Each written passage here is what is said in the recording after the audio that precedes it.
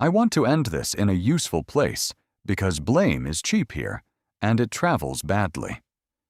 Here is what I think this episode is about, and tanks are almost incidental to it. A procurement decision runs in two directions at wildly different speeds. Closing an order book takes an afternoon and a signature. Somebody in 2011 made that decision, and on the day they made it, it looked entirely reversible. The tank still existed. The factory still existed. The drawings were in a filing cabinet. If the armata slipped, you simply turned the tap back on. Reopening it took 9 years, and it came back diminished. 3 out of every 4 vehicles in the comeback were rebuilds of tanks Russia already owned. A capability disperses when you stop paying for it. The supplier who made one component takes other work. The engineer who solved one recurring fault retires.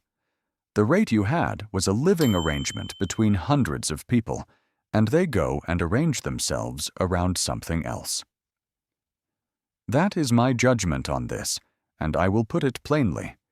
The mistake of 2011 lies in treating a decision as reversible when it was reversible only on paper. Russia bought an option it turned out to be unable to exercise, and it paid for that option with the one thing procurement actually runs on, which is time. The armata may yet arrive in numbers. Programs recover. But the 9 years stay spent, and an armata that shows up in 2027 puts no hull in a Russian regiment in 2019.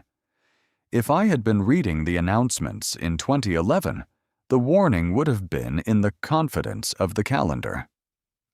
So here is the thing I would like you to decide, and I would like you to actually decide it. You run a ground force. You have one budget and a production line that works, turning out a competent tank at 62 a year and rising. Somebody credible tells you a generational platform is 5 years away, and every ruble you spend on the old line is a ruble that will look wasted in 2016. Do you keep the line open, or do you close it and wait? Pick one. Then tell me the piece of evidence that would have changed your answer. That second part is the one I actually want. The next episode runs this same test on a Western program to see whether anyone learned anything. It is up on the screen now. In April 2020, 10 tanks were handed over to the 2nd Guards Motor Rifle Division. This was supposed to be the year the tank of the future arrived. These were T-90s. The word attached to them was modernized. Modernized is a word that does a great deal of quiet work. It means the hull underneath was drawn by engineers who have since retired, and that what changed is the sighting system, the armor package, the fire control. Useful changes, expensive changes. The vehicle carrying them stayed exactly as old as it had always been. So why was the largest tank force in the world taking delivery of an updated old design in the exact year its replacement was due? Here is the part that makes the question worth asking. Russia knew how to buy these tanks, and it was getting better at it. Uralvagonzavod published its own production history in 2013, drawn from the factory archive, and it puts the run at 2004 to 2010. Across those years, it delivered somewhere between 218 and 220 T-90Os to the Russian army, 16 in 2004, 16 again in 2005, 31 in 2006, 31 in 2007, then 62 in 2008, 62 in 2009, and a Ministry of Defense plan to procure another 63 in 2010. Read that sequence again, because the shape of it matters more than any single year in it. The rate held flat, then doubled again, and the plan for 2010 was higher still. This was a pipeline in the middle of accelerating. And then it stopped. April 2020 was a return. Somebody had walked away from this tank, deliberately, and now they were walking back. To understand the return, you have to find the year the buying stopped. The year is 2011. Not 2022. Not the invasion. Not the sanctions. Not the losses. 11 years before any of that, the Russian armed forces stopped ordering the T-90, and the reason was stated openly at the time. A Sputnik dispatch in September 2015, 4 years before anyone knew how this would turn out, put it plainly. Russia had stopped ordering the T-90 because it was relying, increasingly, on the development of the Armada, which was expected to enter service in 2016. Hold that date. The Armada would not be declared in service until March 2024, 8 years past that schedule, by my own count, and the schedule is what justified closing the order book. This is where I want to be careful. There is a version of this story that starts in 2022 and says Russia ran out of tanks because it lost them in Ukraine. That version explains nothing. Losses are an outcome. Losses tell you what happened to the shelf, and this episode is about who decided how much would be on it. The decision does that. Think about what stopping an order means inside a factory. Suppliers move on. Skilled lines get reassigned. The people who know how to assemble a specific hull at a specific rate go and do something else. A production rate is a habit held by an institution, and habits die. Turning the order back on in 2020 meant rebuilding a capability that had been allowed to lapse for the better part of a decade. So the gap that opens in 2011 was chosen in advance by people who were confident about what would fill it. The question is what they thought was coming. What they thought was coming had already been canceled once. Through the 2000s, the Russian answer to the next generation of armor was a program called the T-95. It was radical in the way that matters. The crew came out of the turret, and the gun sat in a remote mount with nobody inside it. In late 2010, Russia canceled it. What the record supports is simple and damning enough without embellishment. Post-Soviet Russian industry could not continue the development, and the program was dropped in favor of a more modest derivative that reused many of the same technologies. That derivative is the Armata. So Uralvagonzavod started again, and what it started was a design study. Here the accounts diverge, and I am going to say so. Some describe the Armata as a scaled-down descendant of the T-95, built on the same lineage. Others describe a clean-sheet design that borrowed individual technologies and left the architecture behind. The sequence is what the sources hold in common. A program was abandoned because industry could not carry it, and its replacement kept the hardest and least proven feature it had. That is the thing the Army stopped buying tanks for. A study, begun in 2010, on the ruins of a program the same industry had just failed to deliver. Which raises an obvious question. If it was a study in 2010, where did the number come from? It came from a man selling tanks. In 2015, the Armata appeared in public for the first time, in rehearsals for the Victory Day parade in Moscow, and one of them broke down on Red Square in front of the cameras. That detail is funny. The detail that mattered was set off the parade ground. Alexei, then chief executive of Uralvagonzavod, told the press he expected the Kremlin to order as many as 2,300 armadas by 2020. 2,300. In 5 years. Hold that against the sequence from the first section. The Army had reached 62 tanks a year and was planning 63. 2,300 in 5 years is 460 a year. Sienko was describing a production rate more than 7 times the best the Russian Army had ever actually absorbed, from a factory that had just failed to deliver a simpler vehicle, for a tank whose unit cost was already being put at $3.7 to $4.6 million. I want to be blunt about what that figure was.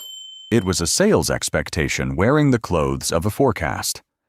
Plans live in contracts, with delivery schedules and penalties attached. This was the head of a state-owned manufacturer, standing beside his product, telling journalists what he hoped his customer would buy. And it worked. 2,300 is the number that traveled. It got quoted and compared and worried about in Western defense ministries. The Ministry of Defense never agreed to it. 2 documents prove it.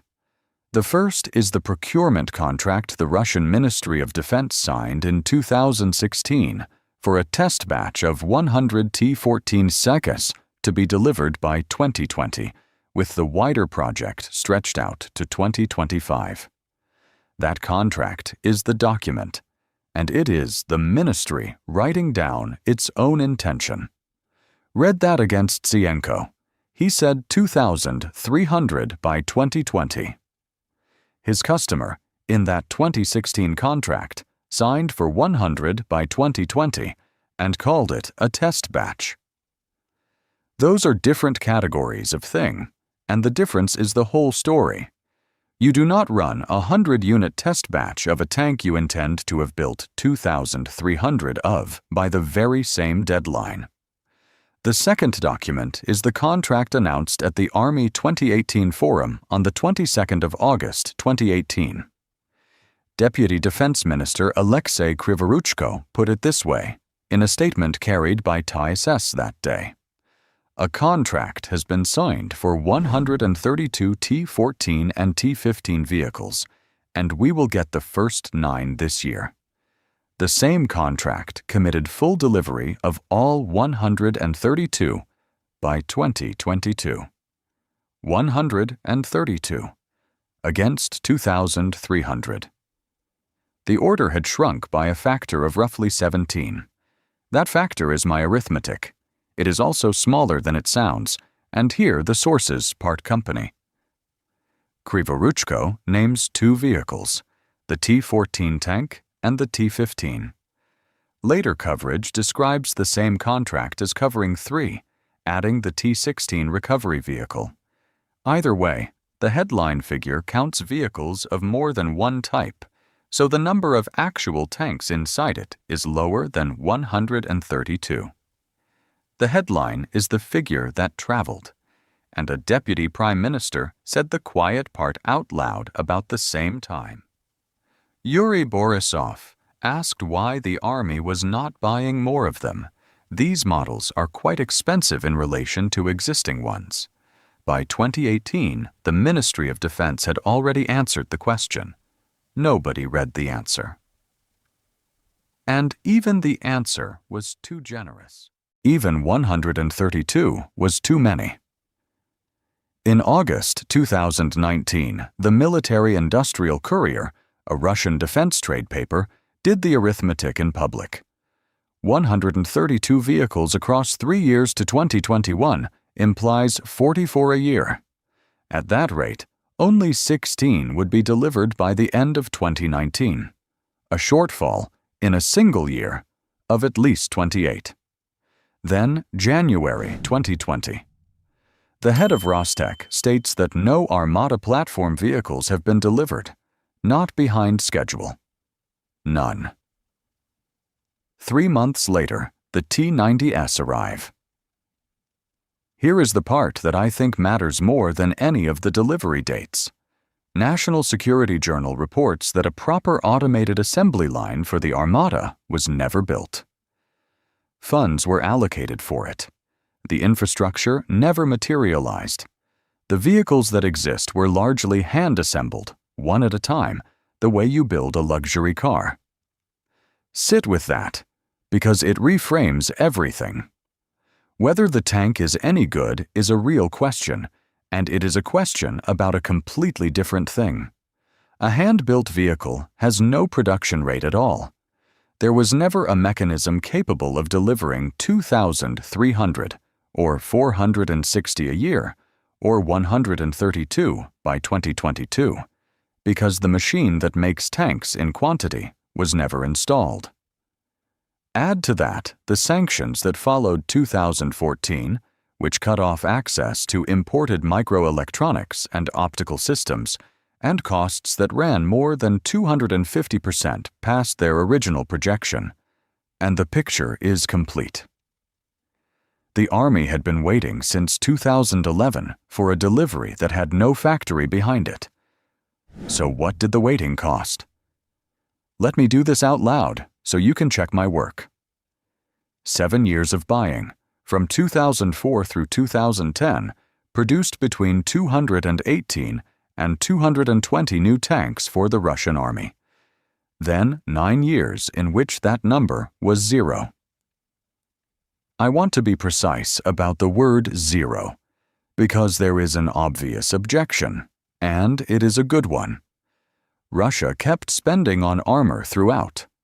Money went into modernization, including a plan to bring 350 to 400 T-90s up to the T-90M standard. So what does 0 mean here? It means new hulls.